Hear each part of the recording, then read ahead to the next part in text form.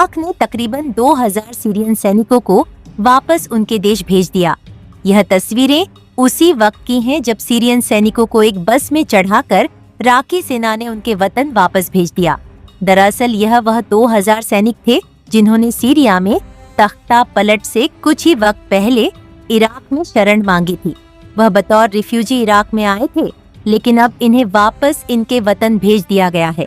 अब इनके साथ क्या होगा, इनकी भविष्य पर तलवार लटक रही है।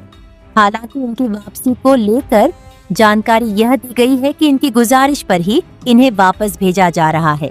इराक की तरफ से कहा गया है कि सीरियन पक्ष से बात करने के बाद 1905 सैनिकों और कुछ अधिकारियों को हमने आधिकारिक रूप से सीरियन सैनिकों के हाथ सौंप दिया। अल-काइम बॉर्डर क्रॉसिंग पॉइंट पर सैनिकों को सीरिया की तरफ भेजा गया।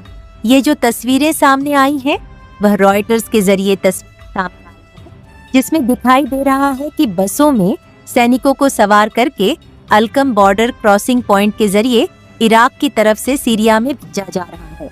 हालांकि जो सैनिक अपने साथ हथियार लेकर आए थे, उसे इराक के रक्षा मंत्रालय ने जब्त कर लिया था और इराकी रक्षा मंत्रालय का कहना है कि वह इन हथियारों को तब सौंपेंगे जब सीरिया में एक बार परमानेंट सरकार बन जाएगी। बताया जाता है कि यह जो सीरियन रिबेल्स हैं, जब अहमद अल-शारा दमश्क को सीज किया, उससे कुछ वक्त पहले ही यह सैनिक इराक में दाखिल हो गए थे, क्योंकि उन्हें अपनी जान का खतरा था।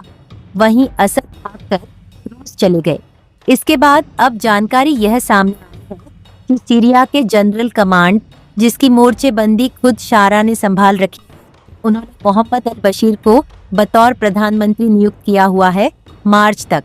और अब इराकी सेना का यह कहना है कि उन्होंने इसलिए सीरियन सैनिकों को वतन वापस भेजने पर वह राजी हुए हैं, क्योंकि मौजूदा सीरिया की जो इस वक्त अंतरिम सरकार है, उन्होंने पूरी तरह से इन सैनिकों को क्षमादान दे दिया।